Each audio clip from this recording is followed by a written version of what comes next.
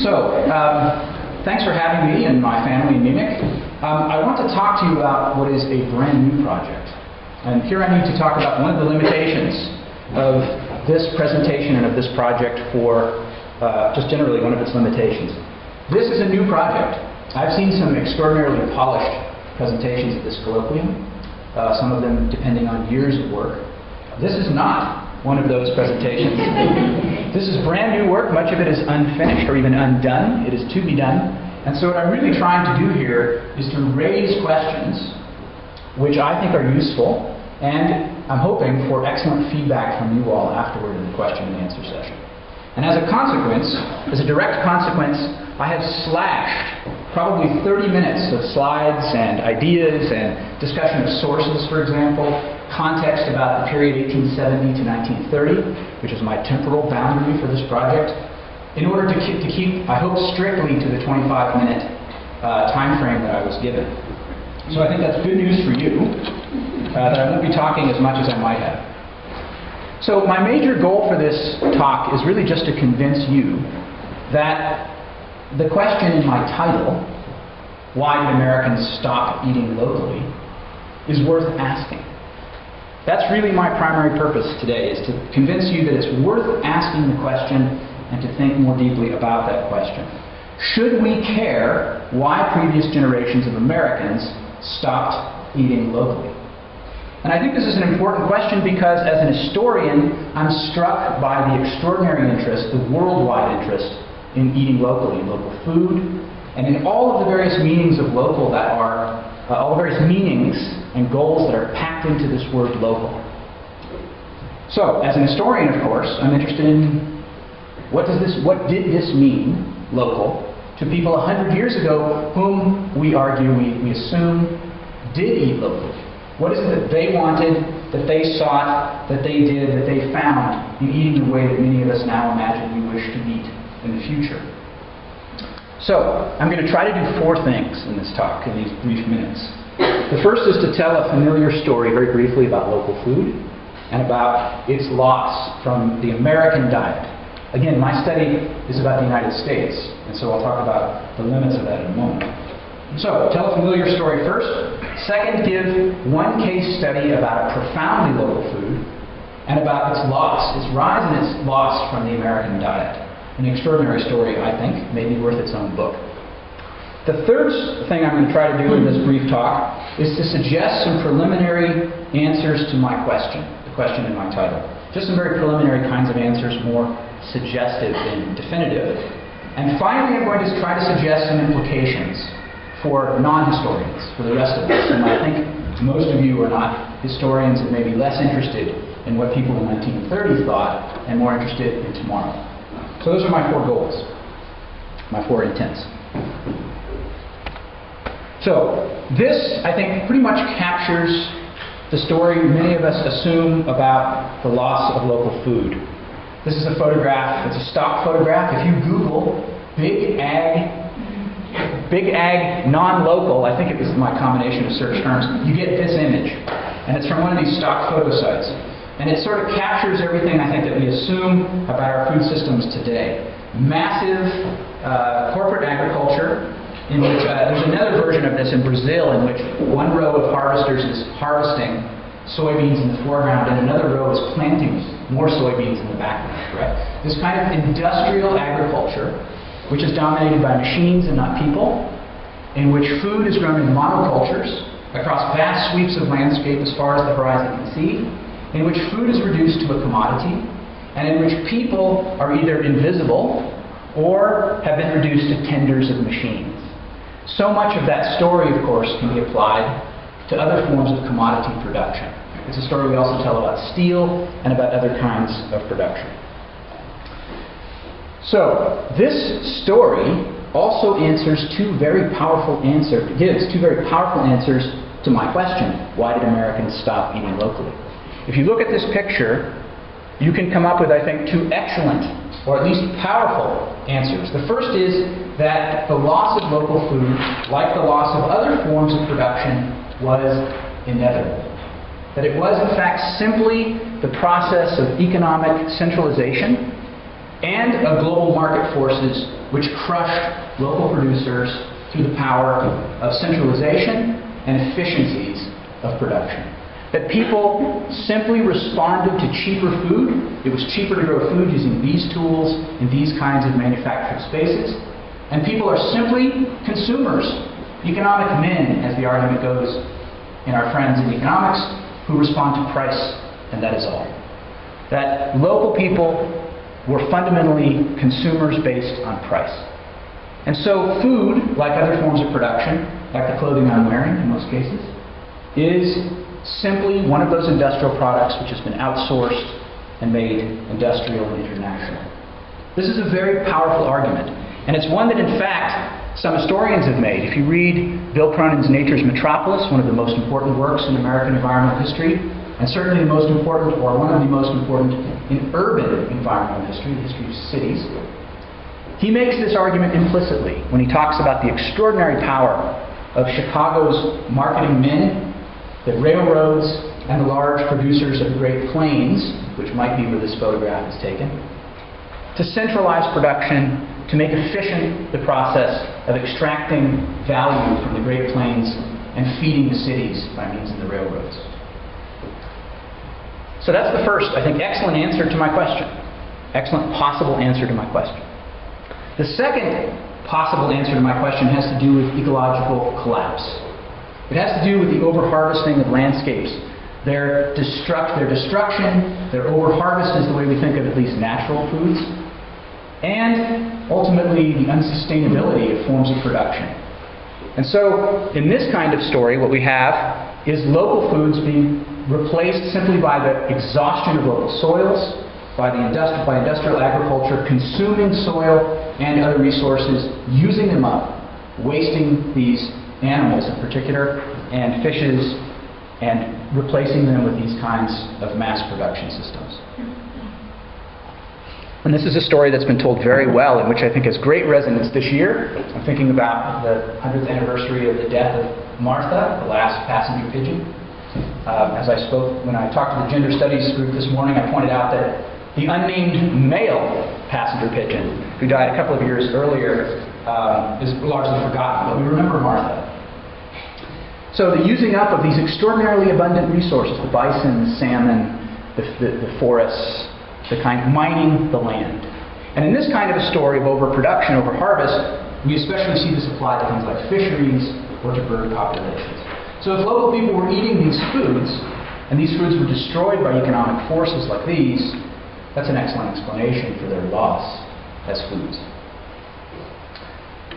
Okay, so if there are two very good answers, why ask the question? I'm an historian, and I'm a product of about 40 years of an historical process, of a retraining of the historian's mind, which has tried to find agency in the actions of everyday people. And what I mean by that is that historians are generally dissatisfied. We love big, giant answers like these. But we also understand that people are individuals and act in groups, and they act for reasons which are not always rational. We very much dislike, in my world, this answer that all people are economic men, right?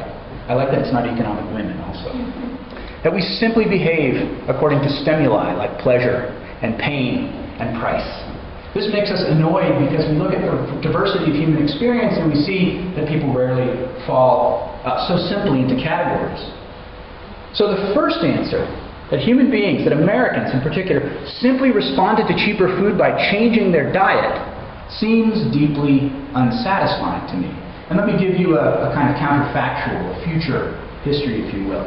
Imagine that in 20 years from now, no working class American ate a hamburger. Imagine that the hamburger entirely disappeared from the American diet. You may be fantasizing about this right now, right? Because of what you think you know about hamburgers. But just for a moment, imagine a complete loss of this basic food from the American diet. It seems improbable. It seems unlikely.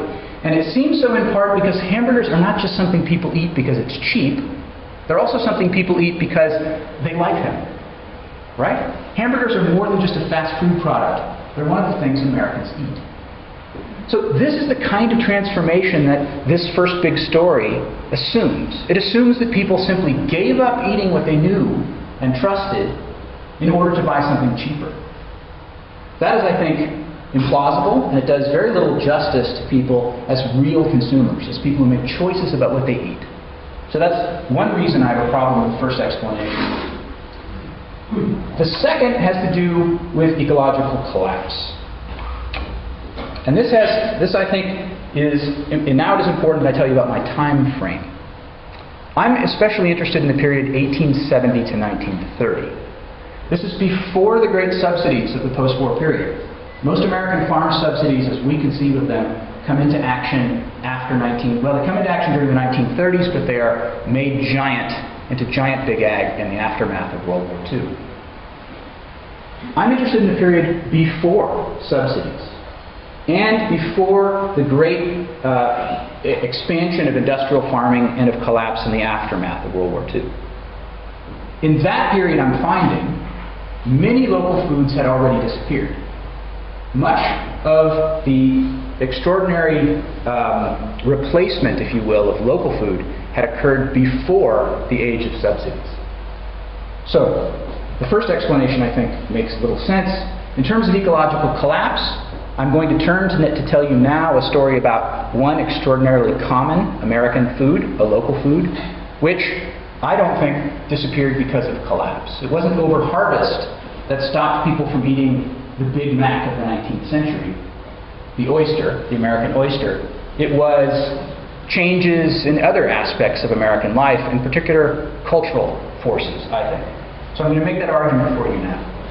All right? So I'm going to try to claim then that there's a reason to keep asking the question, despite these two powerful answers. Okay.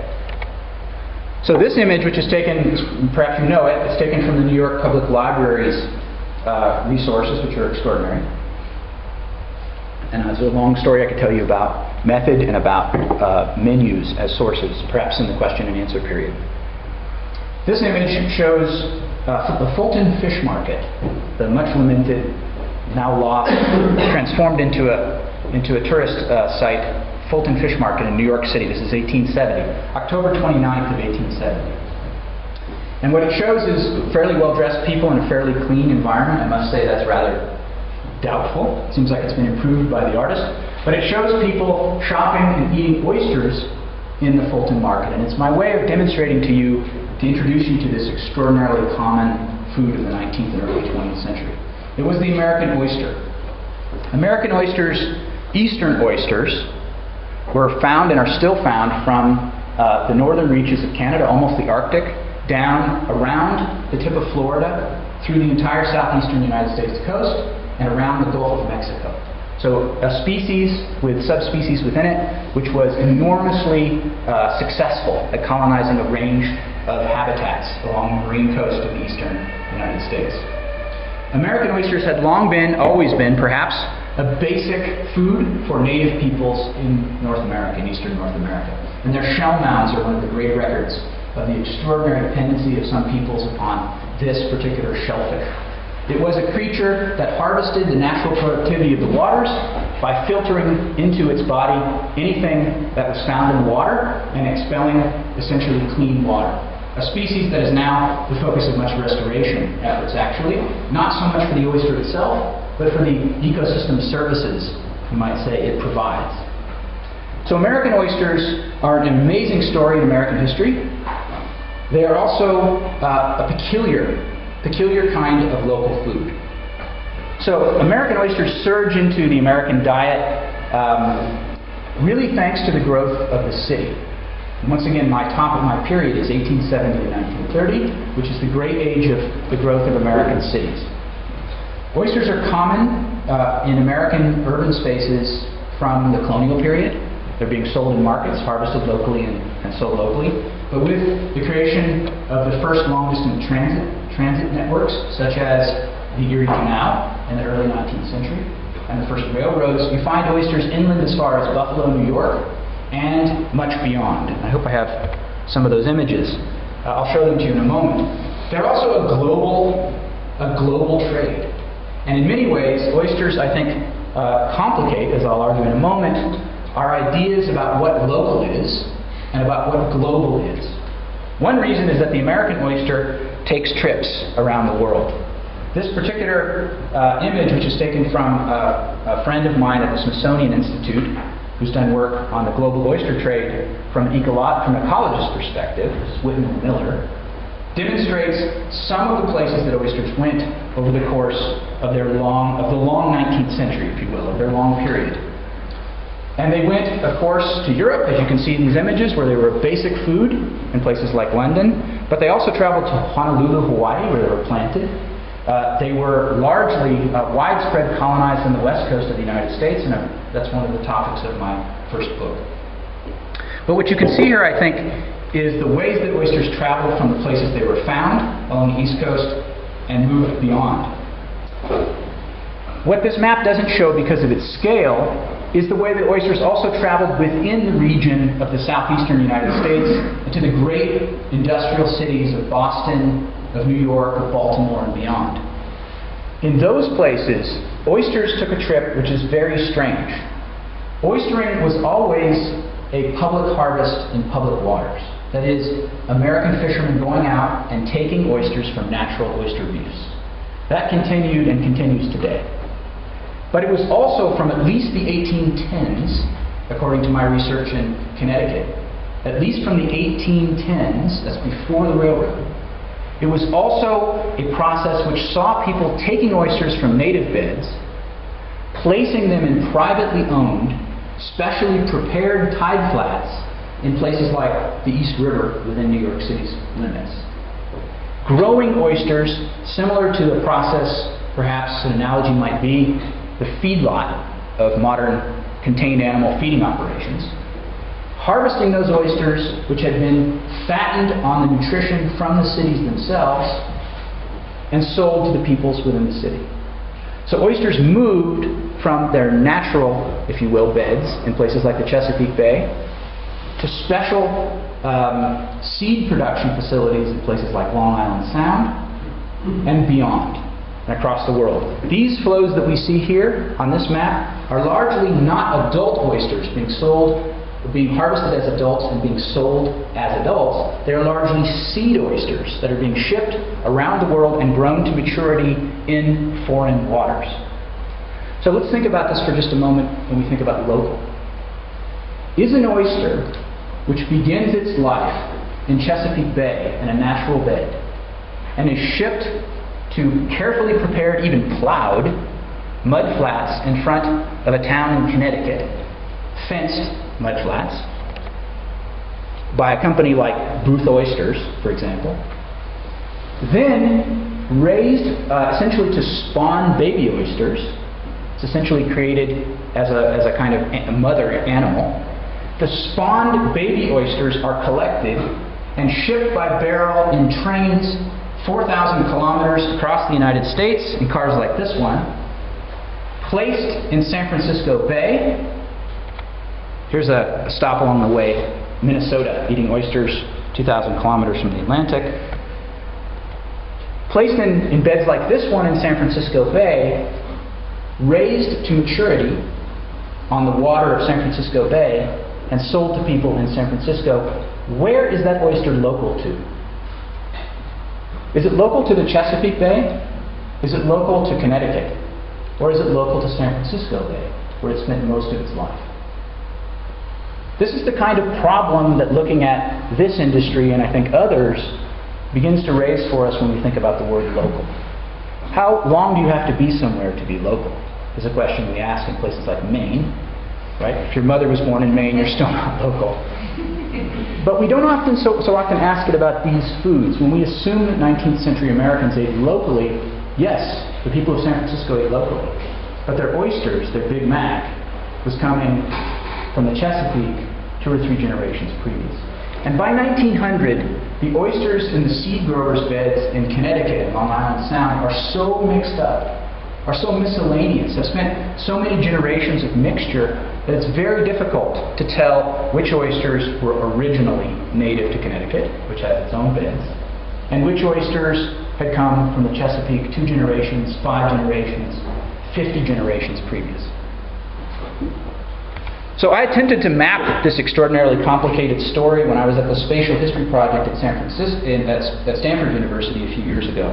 And we came up with this image, which is not very satisfying, but it does give you some sense of the complexities of these flows. You have Atlantic sea oysters coming into Oakland by rail, 4,000 kilometers across the country. This is in the age before refrigeration. Right? They're traveling in the winter months. Sometimes they would have ice attached, but often not. Oysters could survive those kinds of extremes where no other meat could. They're being shipped by barge down to the southern end of the bay. This is, of course, where Google is located today. And they're being eventually sold into urban markets in San Francisco. What this image shows us is another way in which our assumptions about local in the 19th century and early 20th are complicated. Because this company, Morgan Oyster Company, was a vast international corporation which had cornered the market on San Francisco Bay oysters by the early 20th century. So the local oysters being grown in San Francisco required the labor of wage workers who were hired hands, often Scandinavians, perhaps because they couldn't speak English. I'm not sure why. These guys always hired Scandinavians, but they did. And they were sold to this miscellaneous group of people in the city. Morgan was a classic monopoly. They owned the means of production, if you will, by purchasing all of the flat areas of San Francisco Bay where oysters could be grown, and then growing them on a tiny fraction of the actual area they owned, which is what this demonstrates, right? The red areas are places where you probably could grow oysters, so the flat areas of the bay, exposed at low tide or nearly exposed, and the red areas are where they actually grew oysters. By the way, Google sits here in a former oyster bed. The one up on the top is San Francisco Airport. So that's where the oyster beds went. They went into the airport. Okay. So I think what I've tried to show you so far is that the American oyster, which I've argued is this basic food for working class people, is both a local food and also a food which is connected in complicated ways to very far away places indeed. Its replacement, now this is unfortunate because you get gobbledygook along the sides. I want to make one more point here about price and about oysters and economic arguments.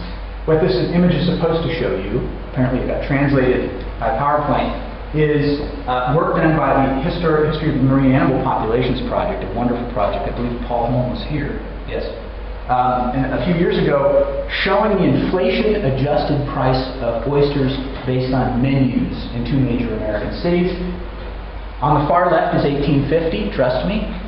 On the far right is 2000, trust me. And on this scale up here is 0 at the bottom and $1 at the top. Actually, I take it back. It's $5 at the top. All right. Probably your eye is drawn to the spike at the right-hand side of the chart. We like to see change. But as an historian, I'd like you to not notice the spike, which occurs, trust me, about 1980 or so. What I want you to notice is the extraordinary consistency between 50 cents and $1. Between 50 cents and $1, which occupies the period from 1850 to 1950. Think about that. It's a food which varies very little in price. As Henry C. Rowe, the head of the Connecticut seed oyster growers, said in 1916, oysters, the food which has not risen in price. This is a food whose price doesn't change. Now, our stories about ecological collapse, about overharvesting and others, often suggest wide price swings in reaction to collapses, right? This is one of the pieces of information that I'm trying to use in my study, by studying menus, especially at the New York Public Library's collection. So far, 17,000 menus, many of them featuring oysters over a 75-year period. Oysters don't go up in price in part because of the strategy that Rowe and his people use, which is to provide the cheapest possible protein to American consumers. Oysters are cheaper than beef in cities like San Francisco, which are the great slaughterhouses of the American West. That is, they're the places that turn cattle into beef. And yet it's cheaper to buy oysters, which have been shipped by train across the United States. That's how low-cost, high-volume this industry is. These are the Big Macs of their time. So the price explanation suggests something complicated again about this particular industry. Okay, it's time for me to begin wrapping up, and what I want to do now is give you a couple of possible implications or early conclusions from this project. If it wasn't that oysters became enormously expensive, if it wasn't that they collapsed in productivity, then why did people stop eating oysters? And if we use oysters as a proxy for other kinds of local food, why did people stop eating locally? One answer may have to do not with economics and not with ecology, but with behavior, with human choices. This photograph, which was taken by Louis Hine, part of an extraordinary series he took from 1908 to 1911 to illustrate child labor abuse in the United States. This was intended to show the abuse of children as workers. Was taken inside a tenement in New York City, December of 1911. The caption is Mrs. Raphael Maringen and Pepine, 10 years old, cracking nuts with her teeth. It was supposed to show you that 10-year-olds shouldn't be indoors during school days working. But it also shows you one of the realities of local food in the American city, which is that when you bought a bag of nuts, it had been cracked by a child in a tenement with her teeth. Every nut had been in her mouth. Right? So, this kind of, and it was also, there are other comments on this, dirty floor, slovenly kitchen, right? The kind of stuff you see from Hine and other reformers. Food was very close to human bodies in the early 20th century. This is the age of disease, the age of epidemic disease in the American city. This is why the progressives, as we call those reformers in that period, were so obsessed with clean water, with sewers, with garbage. Because this is the age when people died from diphtheria, as this, I think, I'm afraid, somewhat unclear image shows. This is the Centers of Disease Control in the United States, comparing causes of death in 1900 and causes of death in 2010. The first thing you should notice is that it's almost half as many people per 100,000 who die in 2010 as in 1900. You're more likely to die in 1900 than you are in 2010. The second thing is that in the modern period, two major factors account for death: cancer and heart disease, smoking, environmental conditions perhaps. We can argue about, we could discuss what causes cancer. If you have the answer, you can you win the Nobel Prize. But let's look at the left-hand column. Look how people die. They die from pneumonia or influenza. Influenza passed from person to person. Pneumonia, in part, the product of homes like that one, without air, without light. They die from tuberculosis, passed from one sick person to another. They die from gastrointestinal infections, from being poisoned by their food and by their water. They die from heart disease, which hasn't gone away. It's an interesting one. They die from nephropathies, which is basically kidney disease from drinking too much. That one still kills Americans. And they die from diphtheria and accidents. Work, accidents, food, and water are what kill Americans in 1900. And so Americans, I don't have time to show you all of these images, but they become deeply obsessed with their food in the early 20th century. And there are a series of food panics, beginning and ending with oysters, which lead to a complete change in American regulation in the early period. It's a very unusual phenomenon that Americans would regulate anything, but in particular they go after food and they go after milk. And the Pure Food and Drug Act of 1906, which is really a series of acts, specifically regulates oysters. And it does so because oysters are one of the most common foods Americans eat. Oysters are perceived as dangerous and as a major vector for the most common diseases Americans suffer from. This image is from a record, a kind of famous medical case in 1893 and 1894, which involved a number of very wealthy young college students in a couple of colleges in Connecticut. And H.W. Kahn, the head of the Connecticut Medical Board, wrote this famous paper about it and included this wonderful map. Basically, there's a person with typhoid fever in the house at the far left where it says typhoid cases. Her excreta go directly into the Quinnipiac River. Just downriver from the Quinnipiac, from her sewer outlet, is a place where oysters are stored to fatten. just before harvest. Those oysters go to the annual fraternity dinner yes, the annual fraternity dinner at a group of fraternities in Connecticut, and they also go to the annual sorority dinner. So both young men and young women eat these oysters. They eat them separately. The women eat their oysters cooked, because that's how you eat oysters in 1893 if you're a woman. And the men eat their oysters raw, because that's how you eat oysters if you're a man in 1893. Guess who dies from typhoid fever?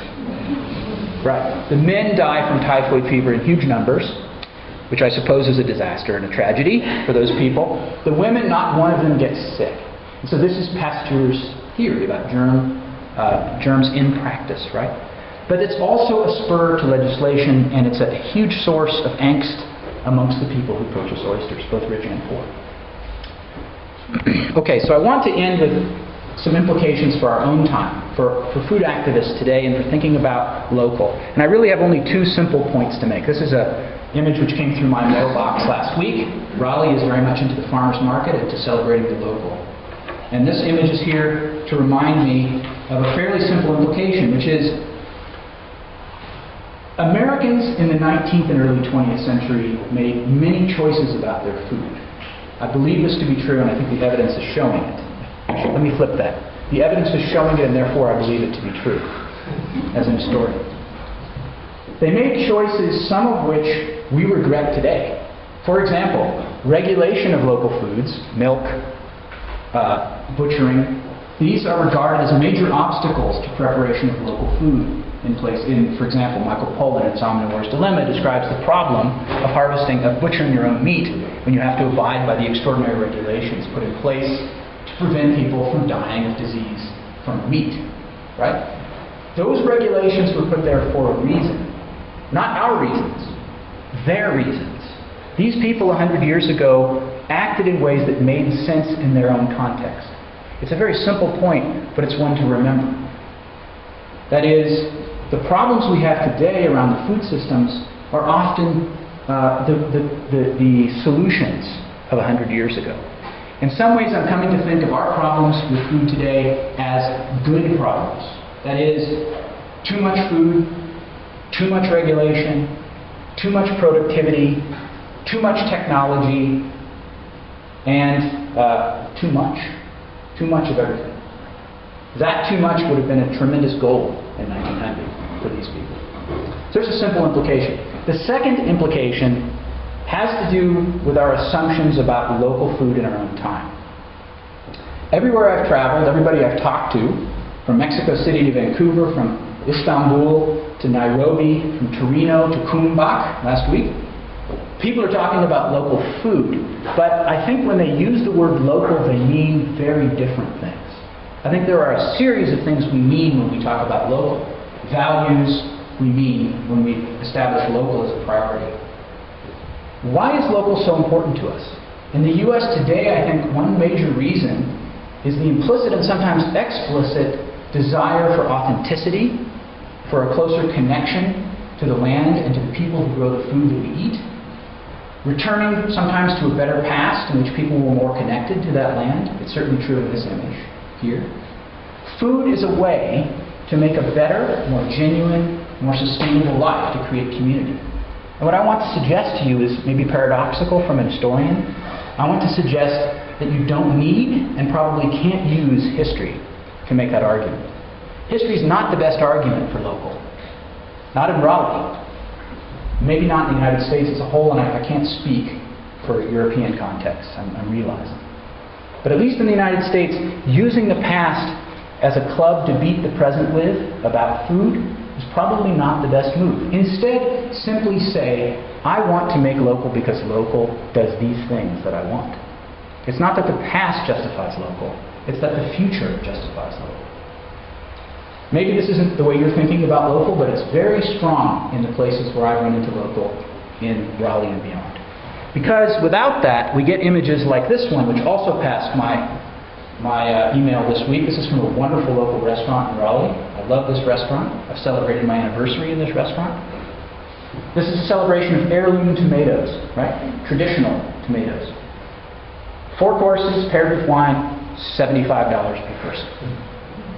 That's the kind of local we set up when we use traditional, I think, as a value. We gloss over all of the complexities of who got to eat what and at what cost 100 years ago. So I look forward to your comments and questions. I appreciate you letting me go over time a bit. Thank you.